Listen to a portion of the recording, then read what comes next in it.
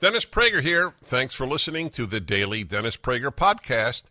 To hear the entire 3 hours of my radio show, commercial-free, every single day, become a member of Pragertopia.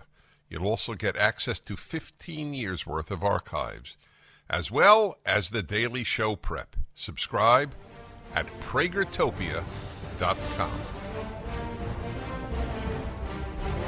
Okay, now we're working. Do you go to the punishment room even before the show begins? Okay. He does. This is the first time in 20 years More professional. That's what you're going to do. that someone has been in the punish room prior to my saying hello. Sean missed. I know what button. I know what knob he missed. 3C. You didn't push 3C, and you should have asked me. Hi, everybody. Dennis Prager here. You realize that the Ukrainians are described right now as winning? Is that correct? I mean, in the eastern region where the Russians, I was going to say Soviets, where the Russians had clearly gained control, they are being ousted. Can you imagine if you were a Russian soldier? Think about it.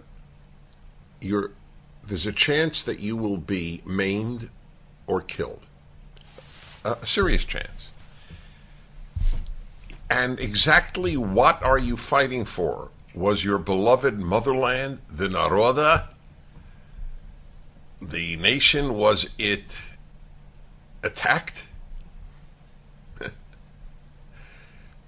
Does the average Russian have fantasies of reestablishing the Soviet Empire?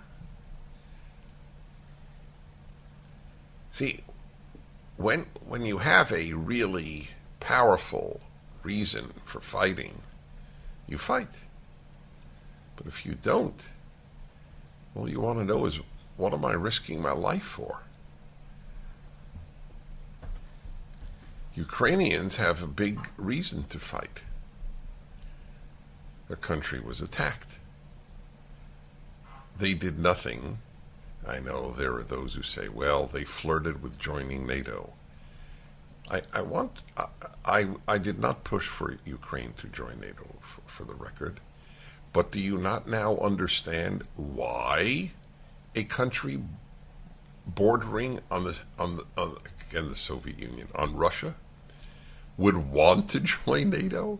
Do these people who mock the talk about Ukraine joining NATO, do they not understand that exactly what happened is the reason nations want to join NATO? It's so interesting how people... The instinct in life is for people not to question themselves.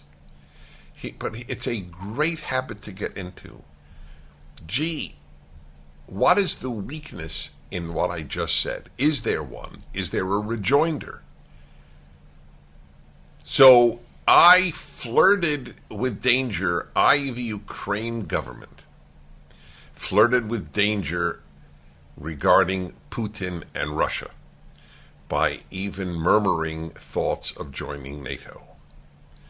Then I am attacked. My cities are bombed. Homes are bombed. Museums. We have the possibility of a nuclear reactor being bombed. Whole villages and towns are decimated. And then you wonder why I might have wanted to join NATO? You know that Sweden and Finland want to join NATO now? You know how amazing that is?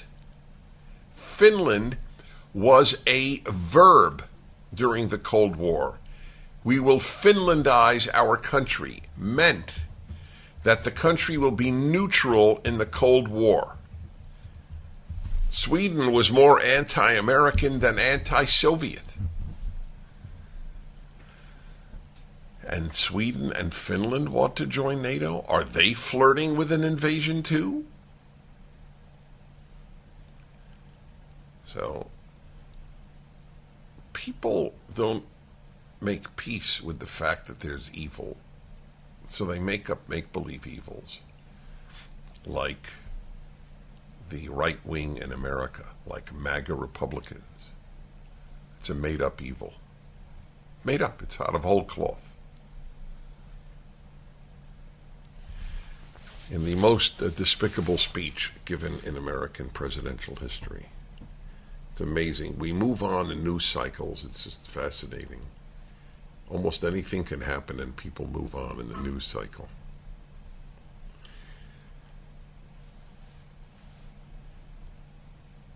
What is it that impels a man like Putin to want to reestablish the Soviet Empire?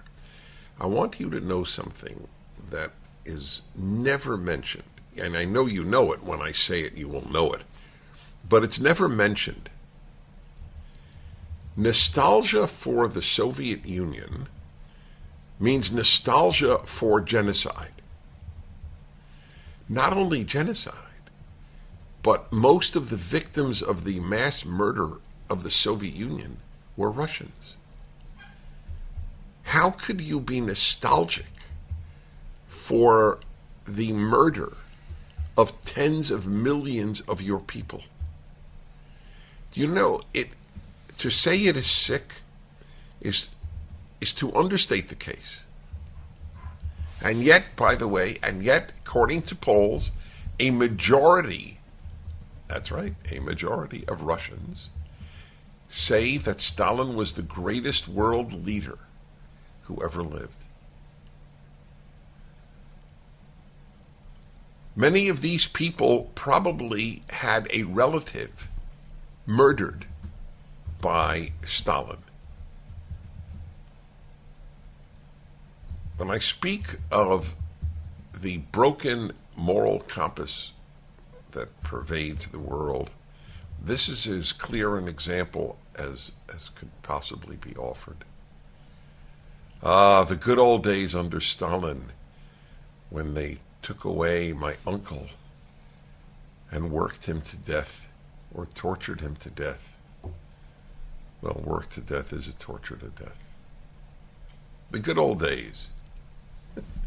By the way, do you ever, I made up something a long time ago. Good old days is an acronym. God. It's a false god, good old days. Not always, not always.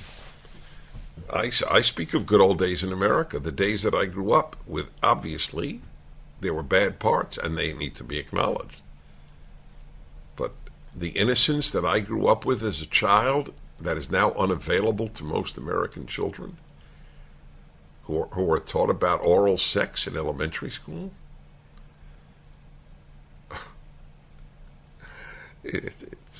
yes, there were some good old days in the United States. It's not always a false god. It certainly is in the case of the Russians. So we have a problem, though. Putin, for his own survival, can't lose. So what will he do in order to win? In that sense, the Ukrainians might lose if they win, and they might lose if they lose. It's a very difficult dilemma. But you got to salute the Ukrainians. You have to salute them. They will not be the same for generations. There's no question Putin has forged the Ukrainian national identity stronger than any other possible event in Ukraine. People now die for their flag. That's a very big statement. There's no question that there is more patriotism per capita in Ukraine than in America. The left has taught a generation that the American flag represents imperialism, colonialism, and racism. The famous picture and sculpture of the Marines planting the American flag on Iwo Jima stirred Americans since it happened in the 1945? Well, I wonder what gives a typical college-age American the chills. Star Spangled Banner won't do it. Iwo Jima won't do it. The Washington Memorial won't do it. What does? I don't know the answer to that, but it's an important question. The Dennis Prager Show. History repeats itself, and we're seeing that play out with inflation. When Jimmy Carter took office in the late 70s, gold sold for $140 an ounce. By 1980, the price of gold topped out at $870 an ounce. If today's market performs like it did when Carter was in office, the price of gold could skyrocket from $1,800 an ounce to $9,300 an ounce. This is Dennis Prager for AmFed Coin and Bullion. Don't miss out on a great opportunity to purchase precious metals while the prices are still stable. If history repeats itself, we'll see a run on gold, silver, and platinum that will certainly drive up prices. Be smart and buy now, as I am. At AmFed, you're dealing with specialists who provide you with personalized attention, honest information, and sound advice. You'll never be pressured into buying outrageously priced so-called collectible coins or anything that you don't need. Take advantage of today's prices. AmFed Coin and Bullion, 800-221-7694. AmericanFederal.com, AmericanFederal.com.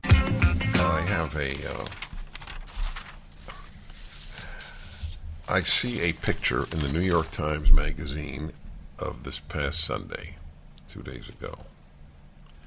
It's a classroom, and there's a gigantic sign up in the classroom, very colorful. Each letter is a different color.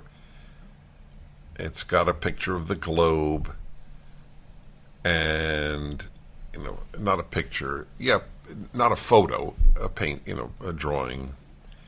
And here are the words around the globe for the little kids. I don't know what age. It doesn't say what age. I hope you know the world is better because you are in it. Look. Is that awesome? So, my dear friends,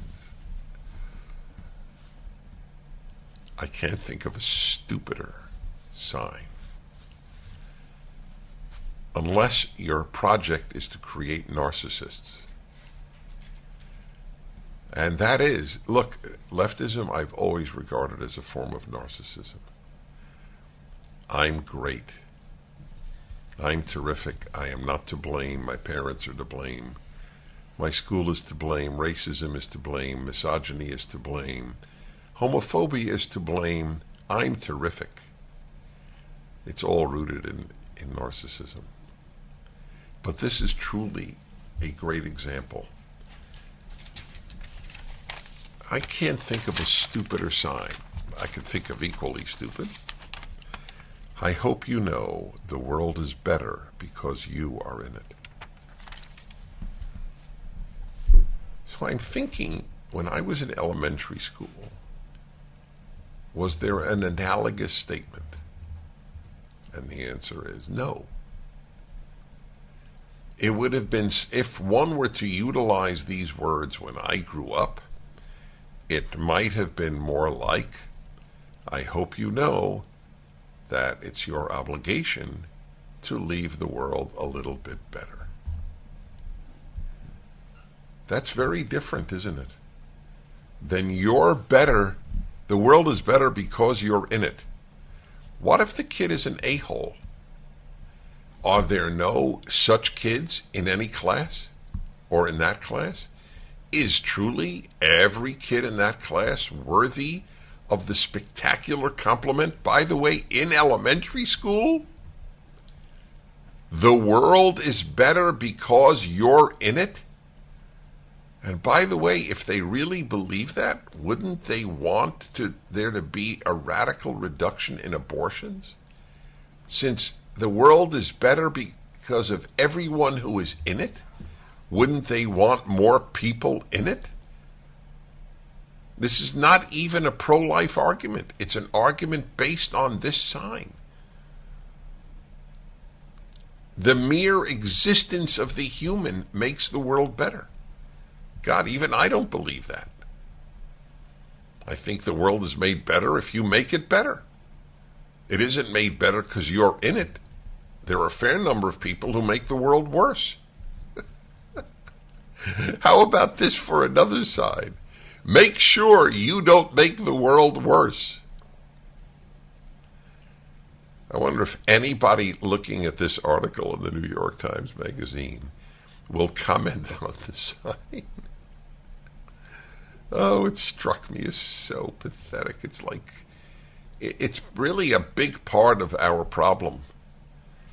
The narcissistic American, in the way they were raised by helicopter parents, constantly worried since the moronic movement in the 1970s, started by a Democratic state senator in California, John Vasconcellos. The self-esteem movement. This is part of the self-esteem movement. There's a big problem, though. Self-esteem needs to be earned. In my belief, everything needs to be earned. You will take out a student loan, go into massive debt, and then be taught that it will be erased. It's part of this narcissism.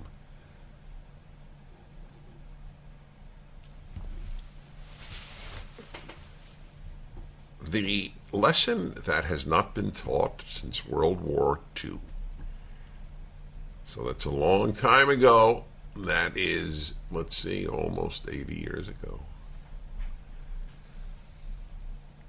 The lesson that has not been taught to vast numbers of American kids who are now, if they're baby boomers, in their 70s, the great lesson that has not been taught, I might do an Ultimate Issues Hour on this. You know what the great lesson that hasn't been taught? Can you guess? I mean, it's so broad. There are so many lessons that haven't been taught. Perspective, gratitude. All of that is accurate. But the ultimate lesson for ultimate issues, they were not taught that life is hard. You and I talked about that yesterday. The abolishing of their loans, the wiping off their debt, was catastrophic for the character of these people. The lesson is, you don't have to navigate life's difficulties. We will do it for you. MyPillow's having their biggest sheet sale of the year. You all have helped build MyPillow into the amazing company that it is today. Now Mike Lindell, inventor and CEO, wants to give back exclusively to his listeners.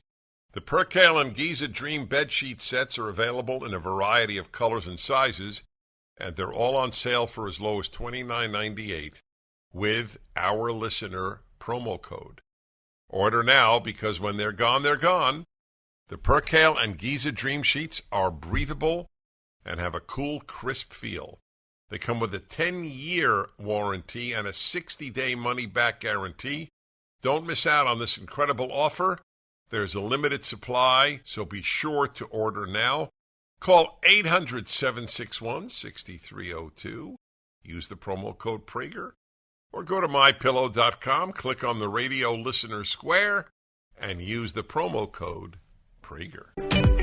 I have an important guest to get to in a moment. Before that, I just want to remind people, especially in Southern California, that I'm giving a big talk for an important group on Thursday night, 2 nights from now, and that is the Jewish Republican Alliance.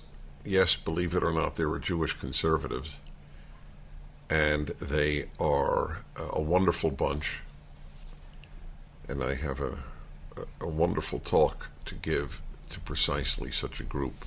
Whether you're Jewish or not, you will love it. But if you know a young Jew in particular who's conservative, they might actually meet other young conservatives there, and that would be a big plus. The speech is it a banner, or what does it have on? No banner. Sorry? It's It's just, Where's Dennis? you go to Where's Dennis, and cited on the show. and cited on the show. It's in both places? Yeah. Okay, on my website. There's a wonderful, relatively new newspaper out, one of the truly important voices at this given time, the New York Sun, S-U-N. And I have the publisher, David Ifune, E-F-U-N-E, on Skype and audio and video if you want to watch it, the Salem, where is it? The Salem News Channel, correct? Yeah, you can see him. David Ifune, that is a very great endeavor you have undertaken to, in of all places, New York City, publish a conservative, meaning truth-telling newspaper. So were you visited by a spirit from the heavens? Did you take a miracle pill? What prompted you? Well, it's interesting, you refer to the Sun as a new paper, but the truth is, the Sun was first founded in 1833. That's 18 years before the New York Times. It has a phenomenal history. In fact, a lot of what we know today or consider today to be par for the course in terms of how journalism is conducted was quite literally invented by the Sun. The Sun invented paper boys, news syndication, front page headlines, crime reporting, human interest stories. It really, and even, just the basic concept of a newspaper as a mass market product. So, we find ourselves in a very unusual environment when it comes to news media consumption in general. On the one hand, consumption and readership of news and interest in news is at an all-time high, yet trust in news is at an all-time low. And, those numbers just keep getting lower. So for us to bring back a brand that has history, it has tradition, it has authority, it has gravitas, it's an all-American brand, it backed Lincoln during the Civil War, employed the first woman in American journalism. It's that return to the tradition, the finest traditions of American journalism, that we really feel is needed more than ever. And the response has been fantastic so far. Well, tell me about that response. How are you doing?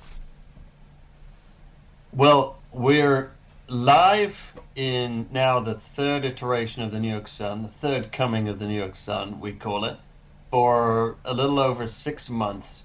And suffice it to say, we currently have over 500,000 individuals signed up to our email list. So that's been quite explosive and exciting growth.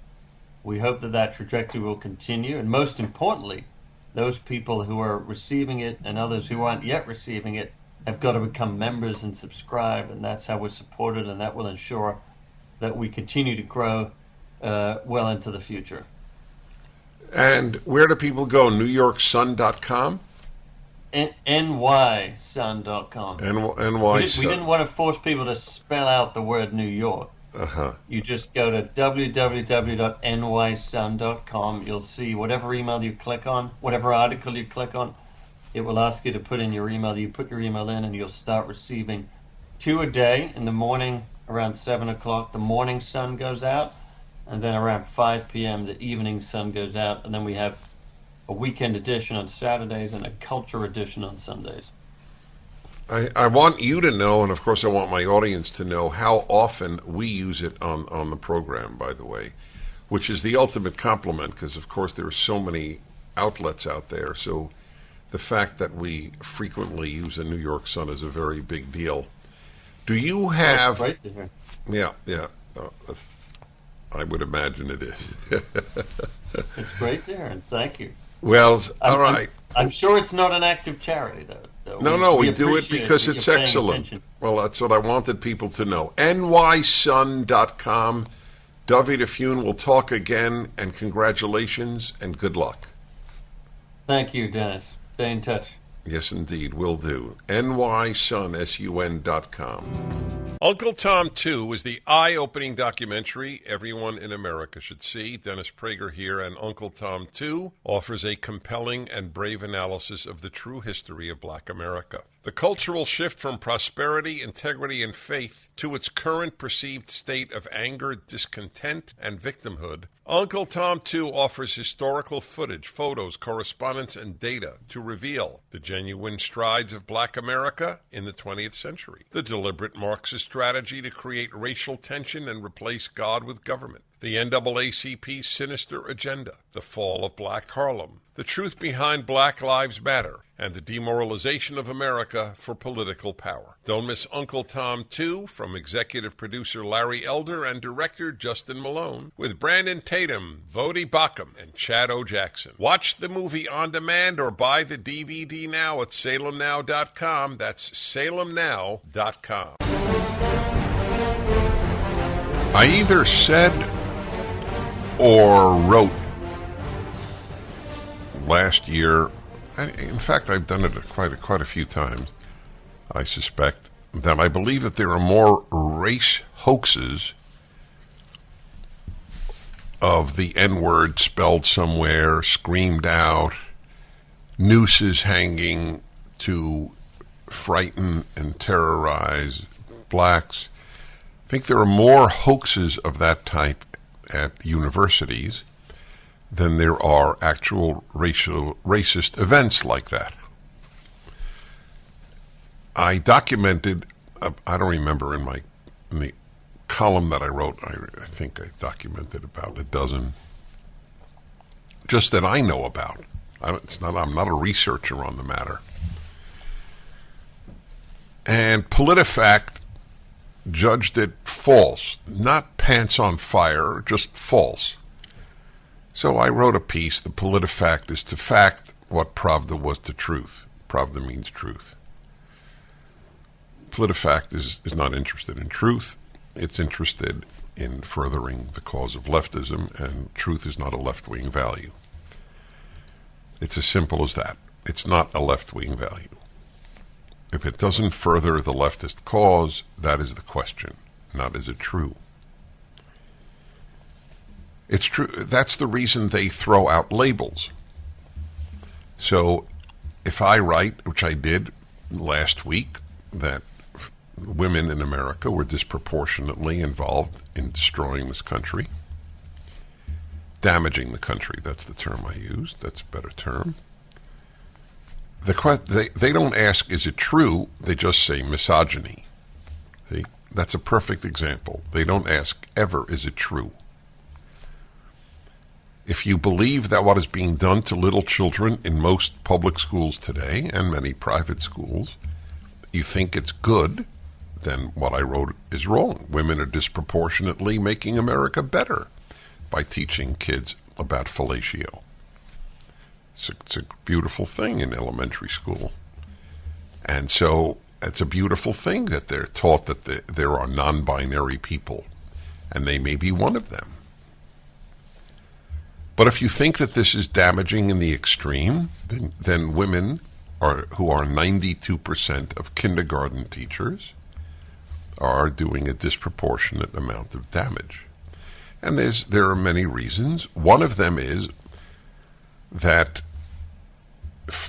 in terms of graduate degrees right now, or even maybe just graduation from college, I just saw the statistic yesterday. For every 100 men getting a degree are 143 women. 50% more women are brainwashed than men. So that alone is one of the explanations. It's going to be fascinating. We're really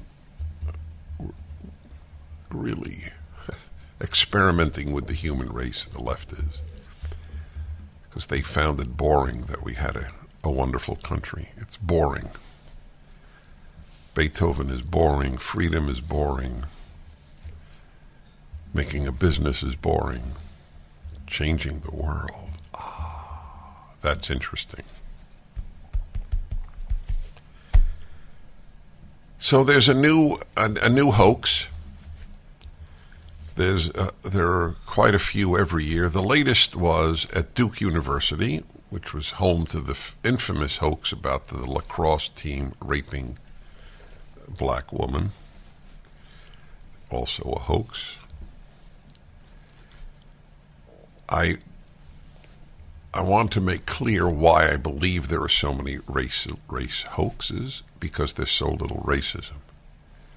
Jews did not make up any anti-Semitic hoaxes in Germany in the 1930s. They didn't have to. There was too much real anti-Semitism.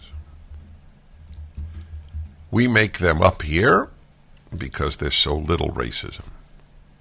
So you have to invent them. Also, it's the hoax creator gets a lot of attention. And that's fun. So we have a woman on the Duke, was it volleyball? The Duke women's volleyball team. Duke again. Another wasteland, Duke. Another farce calling itself a university. In terms of commitment to truth and learning, Prager University has a greater right to call itself a university than Yale does. I mean that literally. If commitment to truth and the opening of the mind are defining elements of a university, we have earned that title more than Yale has. Yale has given it up. I use Yale because it's vile. It's truly a wasteland. But so many are. Duke is headed in that direction. They have Yale envy, to paraphrase Freud, on another form of envy. So a black woman on the Duke volleyball team says that every time she went to serve, or I think that was a yes, so a fan would scream the N-word at her. Okay? My instinct is that as soon as I would hear it, I didn't hear it until the hoax was reported, but my instinct was she's lying. I assumed she was lying as soon as I heard about it. Can you imagine somebody, it was at Brigham Young University, Mormon University. So can you imagine some fan screaming the word every time she went to serve and nothing happening? It's not conceivable. It's simply inconceivable. She's a liar. But lying on the left is not a sin. It's very important that people realize that lying is rewarded on the left. That's why they preoccupied themselves with Trump lies. Here, document thousands of lies, Washington Post.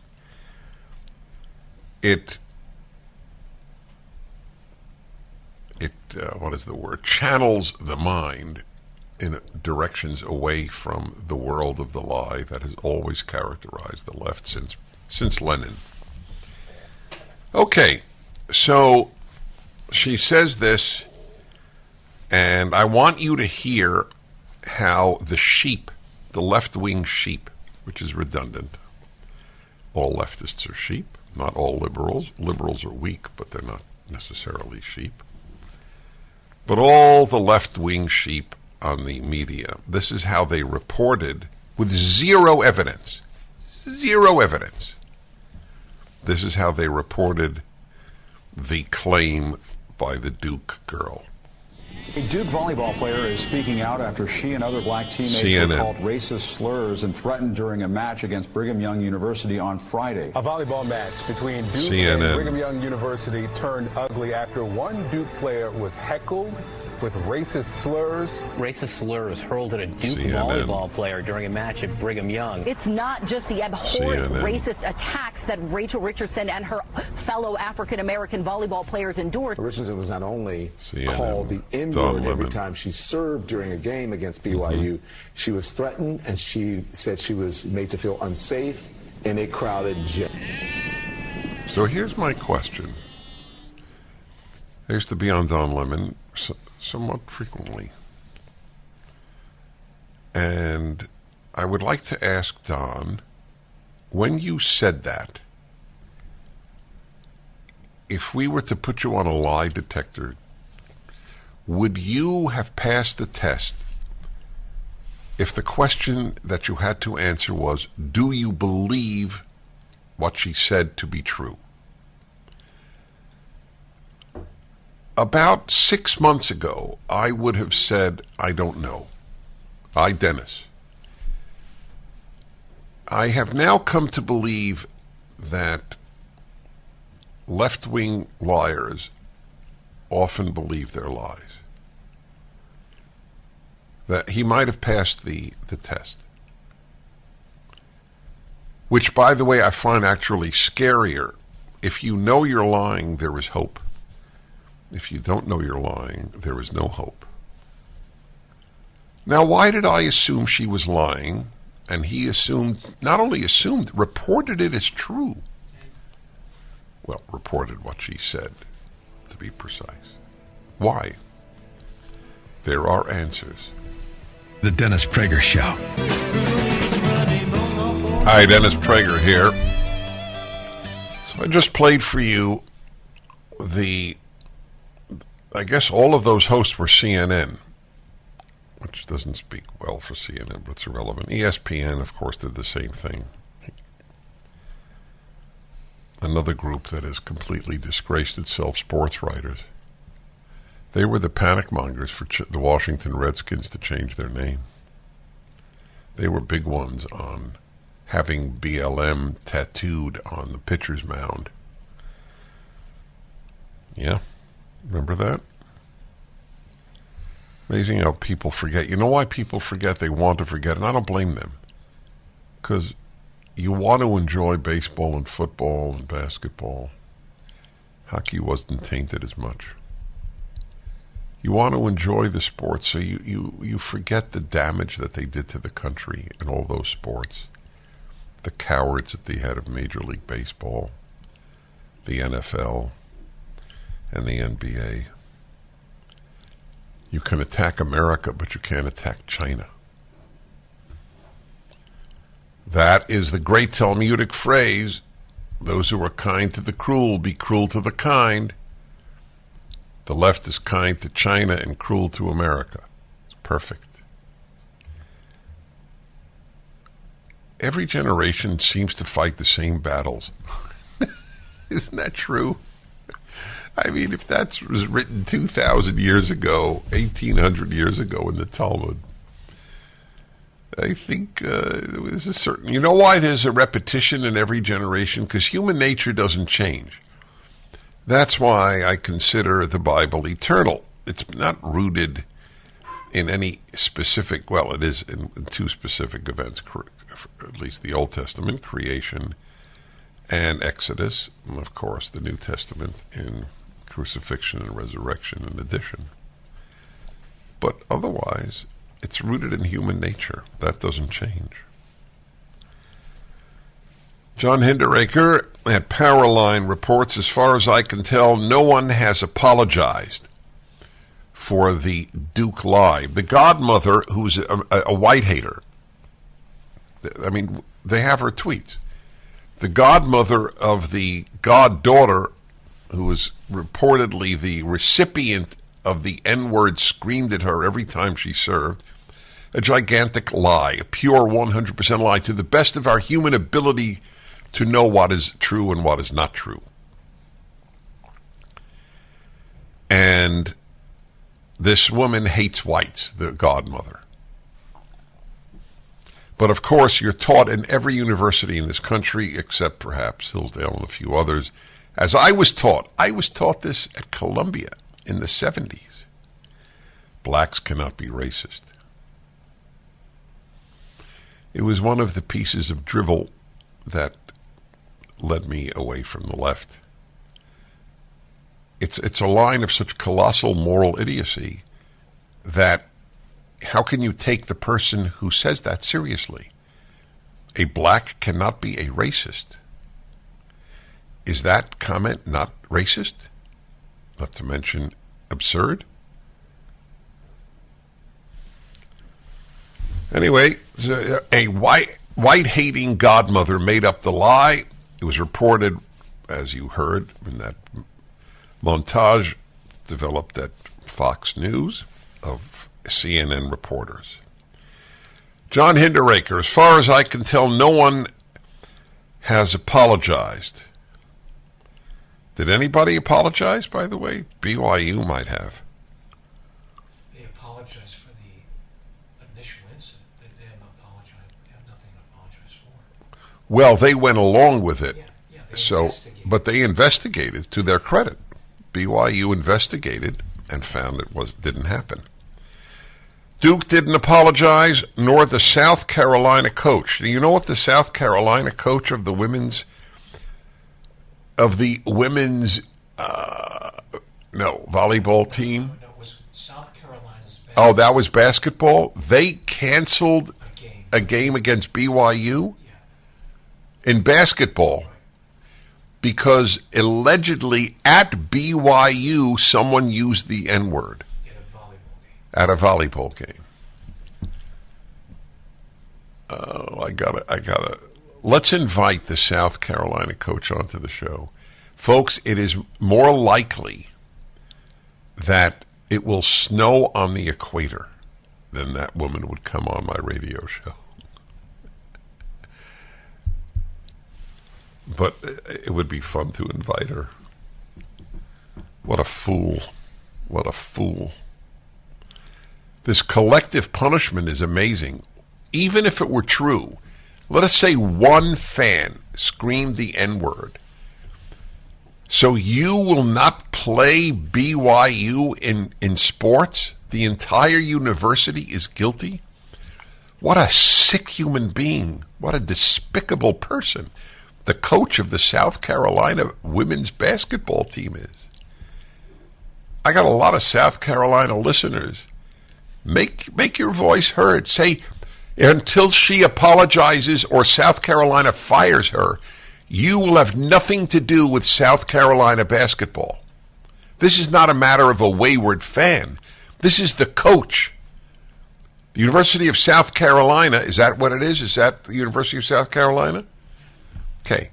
Employs this woman. She is the voice of their women's basketball. And she's a despicable voice. She's a moral fool. You want to make America better, South Carolina listeners? Fight. Ask that she be fired if she doesn't apologize. Even if there were such an event and it didn't take place, she would be totally immoral in what she decided to do. I will punish an entire university, plus my own team, because they forfeited the game. Because of one fan? Wow. Of course, no apology from Duke. No apology from South Carolina. You know why? I wrote this 30 years ago. Being on the left means never having to say you're sorry. This is example number 10,000. Hi, Dennis Prager here. So it turns out that this female volleyball player for Duke lied because her godmother made this charge and she supported it.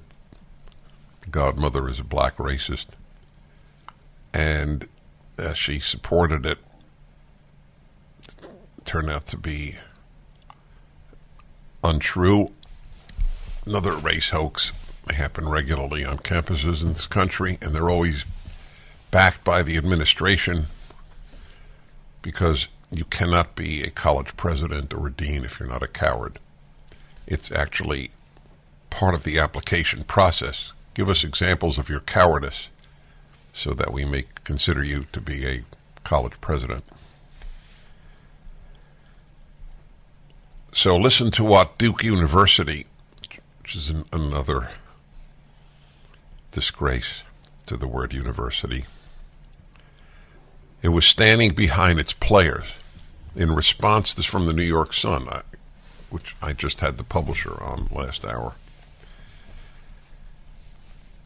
In response to the BYU statement about the investigation, Duke University released its own, saying it was standing behind the players. What does that even mean, standing behind the players? we continue to believe that the N-word was used? Is that what Duke is saying? Yeah. So Duke is now lying after the fact. That doesn't matter. Truth is not a left-wing value. The 18 members of the Duke University volleyball team are exceptionally strong women. Is that true? Every one of them is an exceptionally strong woman? This is classic leftist mumbo jumbo. This overstated adjectives. Every member of the Duke women's volleyball team is an exceptionally strong woman? Anyway, what does that have to do with whether or not Duke should apologize? Is the black girl who said that she was called the N-word an exceptionally strong woman? Or is she a liar? Can you be a liar and exceptionally strong at the same time? At Duke you can. Who represent themselves, their families, and Duke University with the utmost integrity. So Duke is lying. Duke's lie is worse because they now know it's not true. And yet, how many conservatives ache to send their kids to Duke? It doesn't matter how venal the university gets. People will spend their $70,000 to send their kid there. There is no moral accountability for college presidents. None. Their only accountability is how much dough did they bring in. That's the job of a college president anyway. This was said by the school's director of athletics, Nina King. They all have the utmost integrity. If any of them had any integrity, they would say, this is really a shame that we smeared BYU. That's what integrity would entail, Nina King. But I don't believe that Nina King knows what integrity means. I don't mean this as an attack. It's an attack, I acknowledge. I mean it as a statement of what seems to be factual. We unequivocally stand with and champion them, especially when their character is called into question. Wow. Why would anybody call the Duke women's volleyball team members' character into question? Because they're all going along with a hoax? Gee, how silly of us.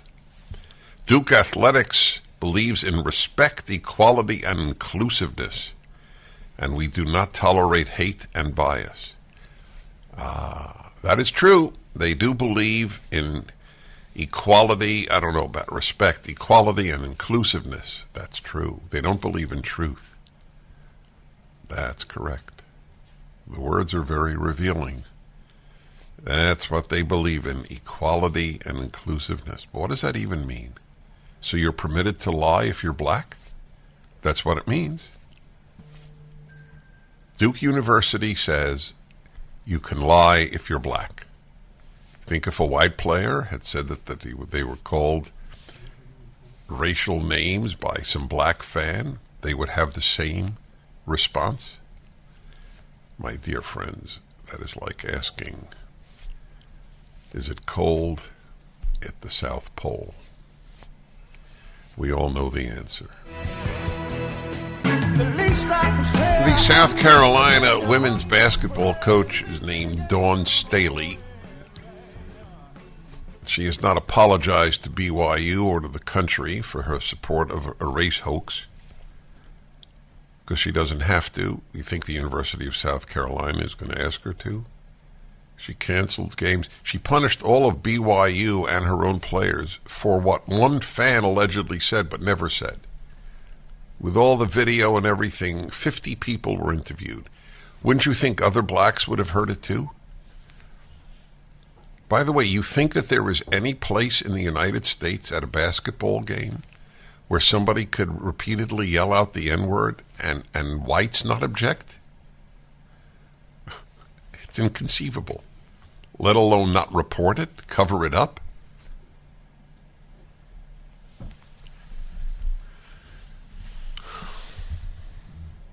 What lessons are taught by these universities? It's okay to lie if it involves race. That's the lesson at the University of South Carolina if your kid goes there. It's okay to lie. These are anti-character lessons at our universities. Anti-character. What is her name? Dawn what? Staley. Yep. Mike in Ohio. Hello. Hey, Dennis Prager, thank you so much for having me. I love you. You're a national treasure, a great American. I just thank you so much for your voice of clarity and truth. And one thing Jason Whitlock mentioned on Tucker Carlson last night was that this was a televised game. So there's so many cameras there that this would have been something that somebody would have heard at least once, and there's zero evidence of it. So it's infuriating on so many levels. And I want to thank you for not only calling it out, but going on the offensive with this and asking your listeners in South Carolina, to contact the university there and to make a statement. And I think that's right. That's the thing. It's so important. And I just want to say this too. The thing, I think the reason why we're losing moral ground in America is because pastors are, where are the other conservative university presidents coming out against this as well? You don't see it in evangelical, hardly anywhere. That's right. Anybody speak out on this stuff. That's right. And until we get a backbone in the evangelical church, this is just they're just going to never stop. You're a good man. You're a good man. Thank you. Well, look, I wrote a piece. I've said frequently the sheep-like behavior of churches and synagogues. All of them, even my dear friends in the Mormon Church, and they are dear friends, special people, with a few evangelical exceptions and a handful of Jewish exceptions, very small handful. The sheep-like behavior during the lockdowns, the fear of government, overwhelming fear of God. You wonder how deep is their faith. And I'm not even challenging it. It's just a wonder. If faith does not manifest itself in behavior, is there any faith there? If I believe it's going to rain, downpour, and I'm going to have to walk outside for 10 minutes, and I don't take an umbrella, then it's very hard to believe that I really believe it will rain. My behavior represents my disbelief it will rain. Unless you think I love walking in the rain, obviously. That would be the one exception.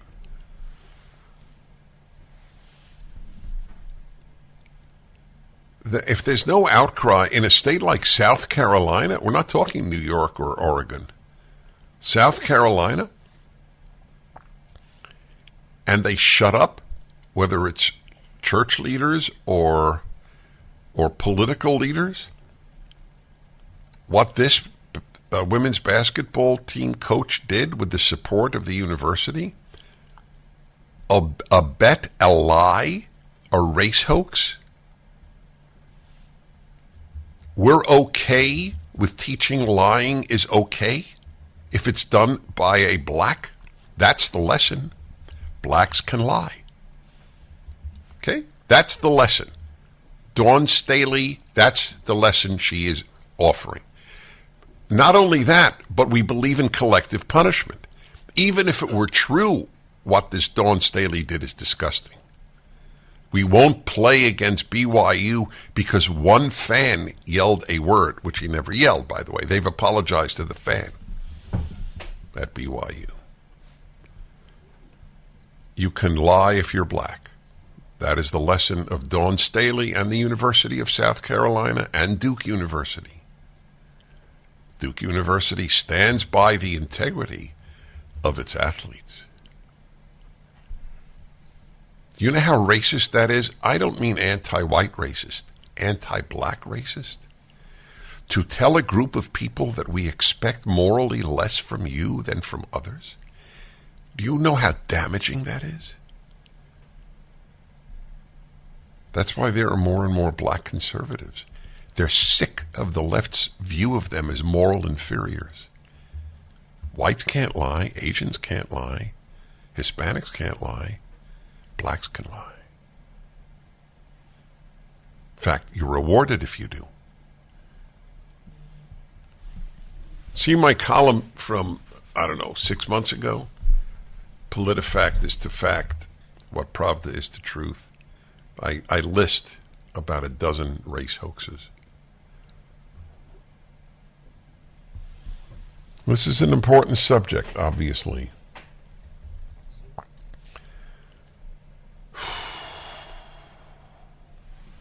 South Carolina. The moral infection is universal in America. If it's a university, it doesn't matter where it's located.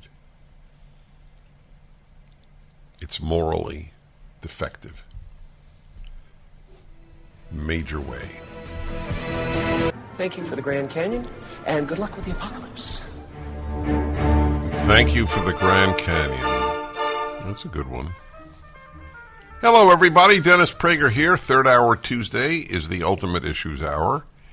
I could have named it the Pursuit of Wisdom Hour, but it wouldn't have been as appealing because wisdom doesn't mean a damn thing to many Americans. I mean that literally. I don't ever speak over the top. I know people who don't like me think I do, because if I don't use a preferred pronoun, I'm already over the top. But the fact is, wisdom is not a big deal. Ask a young person,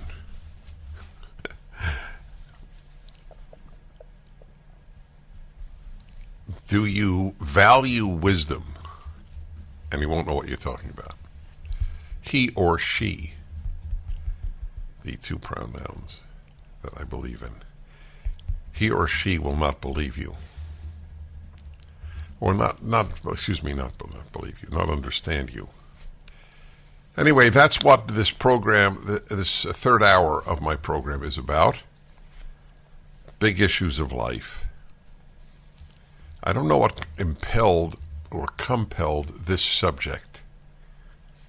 Do you know what compelled it? Because we were talking about it yesterday. Yeah, we were talking about diet and anything that you... Oh, yes, that's right. That's what prompted it. Correct. Diet. Yes, that's correct. Everything is hard. So the subject for today is everything is hard. That you can almost say, along with a few other basic ideas, that is the basis of wisdom.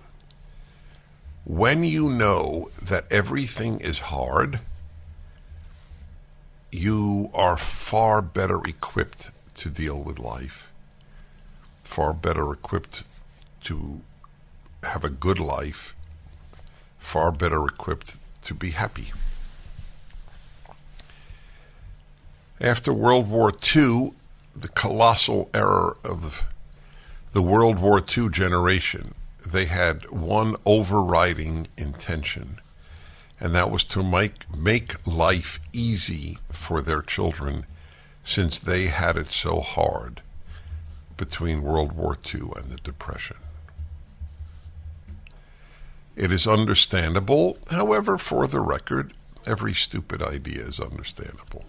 Well, not every. Most. If it were not understandable, the notion that there is non-binary in the sexual arena in the human species, that's not understandable. I admit it. That is just, it's understandable only if you wish to wreck your civilization, which they do. But that's most ideas that are wrong are understandable. Make life easy as possible for my child, for our children. That was understandable given the suffering of World War II and the Depression. How many families got a visit from the Armed Forces group that would go to homes around the country to say, your son was killed in Italy or Germany or France or Japan, or no, not Japan specifically, the Pacific. A lot of parents. So they wanted things to be really easy for the baby boomers. And the baby boomers assumed that life would be easy, that the given is ease. This is a very big factor in leftism. The norm is ease. The exception is hard. And so we need to go with the norm, which is ease. The announcement by this president that if you have a student loan, in most cases, you won't have to pay it. This is the norm for the progressive. Life should not be hard. We will make it as easy as possible by covering for you. The purpose of the state is to make life easy for you. That is its purpose.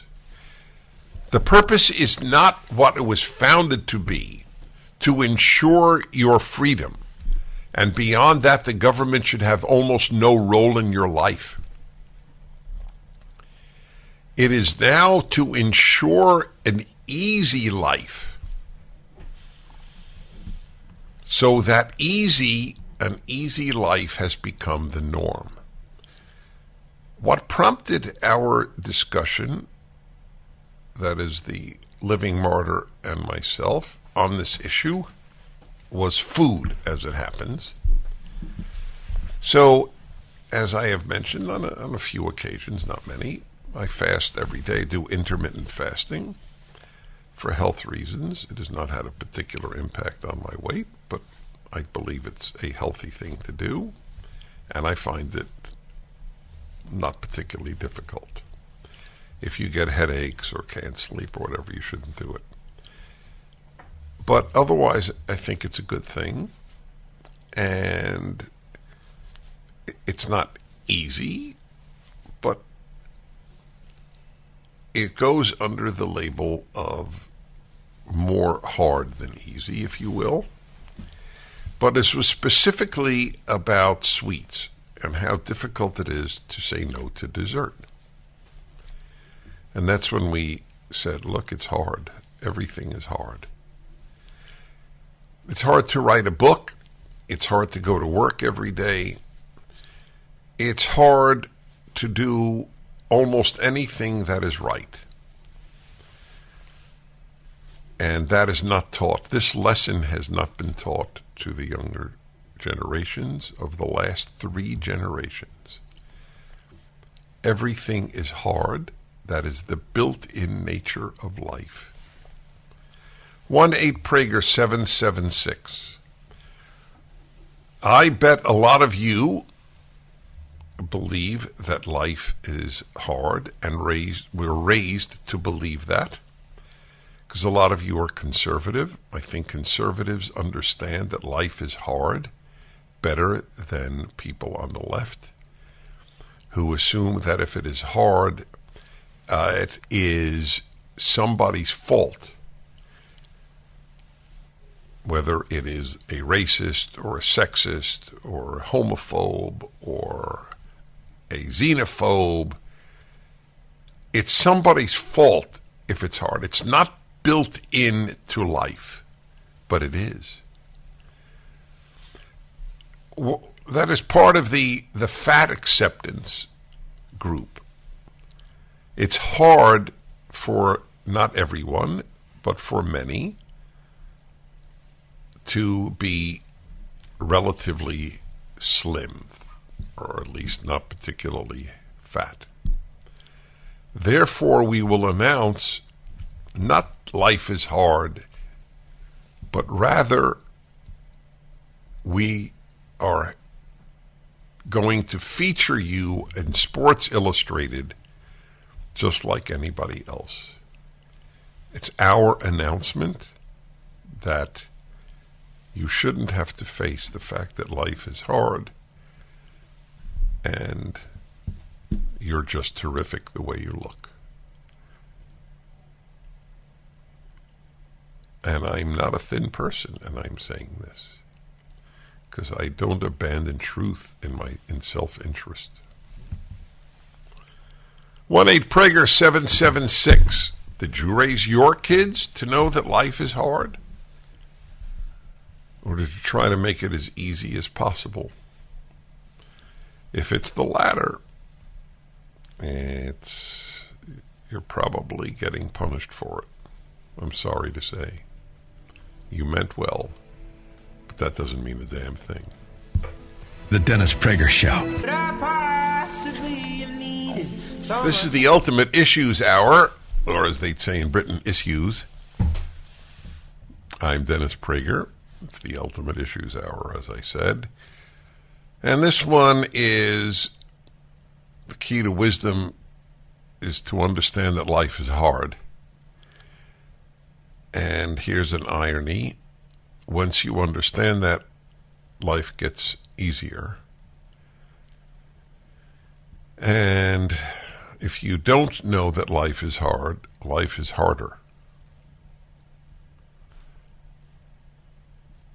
It's sort of like, give an analogy, it's like bumps in the road, right? Which is a phrase we use anyway for things being difficult.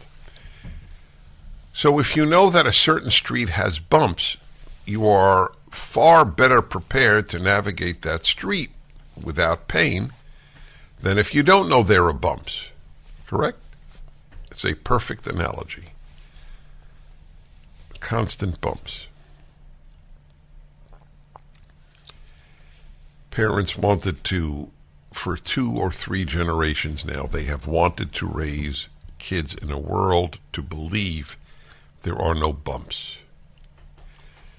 And the entire progressive or left-wing attitude toward the individual and society and government revolves around life should be as easy as possible for you. We'll take care of your children. We'll take care of your education. We'll take care of your medicine. You don't have to do anything. You just have to listen to us. And then there'll be no bumps. Freedom means bumps, my friends. Growing up means bumps. Self-reliance means bumps. 1-8-PRAGER-776 is the number to reach me. In Benville, Arkansas, Daniel, hello. Hi. Hi. Yeah, I have 3 grown children, and my wife and I went to a resort in San Diego once, and there was a reunion of Marine Iwo Jima veterans. And she walked up to one of these gentlemen and said, "Oh, thank you for your service," like, you know, we always do. And he with a straight face, like he had a prepared speech, said, "Do you have kids of your own?" And she said, "Yeah," because our kids were like 1, 5, and 8. And he said, "If you will teach your kids basic right and wrong and how fortunate they are to live here, you will do more than we ever did." And he was wounded twice. He was there on day 1 and all the way through day 30. So he had a lot of credibility in my mind. And he said, "We gave our kids everything they wanted because we didn't want them to go through what we went through." Mm-hmm. And they wrecked the country. He's talking about his own children. Right, exactly. So I thought, what a great lesson. Here he is, the person that actually went through what he went through compared to me. But he's telling me, if you teach your kids basic right and wrong, you will do more than I ever did. So there you go. It's an excellent story. I began lecturing at the age of 21. I have a very strange life. I acknowledge it, but that's when I began my public life.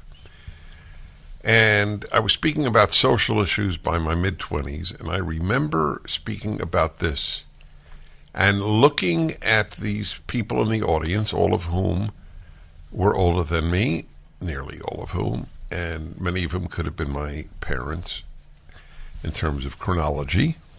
And I said to them, you know, your motto has been, you're going to give us kids, your kids, everything you didn't have. And I guess I'm proud of myself. I came up with a really good line in my mid-20s. And then I said, the problem is, you didn't give us what you did have. And it was a good line. That was exactly it. We got whatever they didn't have, right? We got all these goodies, all this easy life. They didn't get an easy life. But they didn't give us what they did have. All those wonderful values, the American and Judeo-Christian values that made America what it was. They grew up in a tougher world, and they were better people because they knew life is tough. They wanted their kids not to believe life is tough. That's the root of our problem. When you know that life is hard, you accept that. This whole preoccupation with racism in America is a function of this problem. Life isn't hard. It's that whites are racist. That's our problem. This is what a non-white would be led to think. Not to learn life is hard, but to learn whites are racist. Bad idea. Sean in Georgia, hello. Good afternoon, Dennis. Hi. So I believe that it's perfectly fine for parents to want their children to have a better life, an easier life than what we had, right? I've got 5 kids ranging in age from 14 to 20. However, I think that we have to be very intentional in how we set about providing that life for them or instructing them along the way to achieve an easier life. It's okay to give your children things as long as it's intentional in how they earn those things. Whether it's material things, like our first vehicle, college tuition, things like that. I think where most in my generation, that have teenage, high school, and young college students, where my generation is messing up is handing them things without them earning it. Yes. When my children were of driving age, I helped them buy their first vehicle, but I did not pay for it 100% myself. Right. I met them halfway. Yeah, I'm with you, man. I'm with you. And they All take right, a lot of... hold on there. Dennis Prager here. Thanks for listening to the Daily Dennis Prager Podcast. To hear the entire 3 hours of my radio show, commercial-free, every single day, become a member of Pragertopia. You'll also get access to 15 years' worth of archives, as well as the daily show prep. Subscribe at pragertopia.com.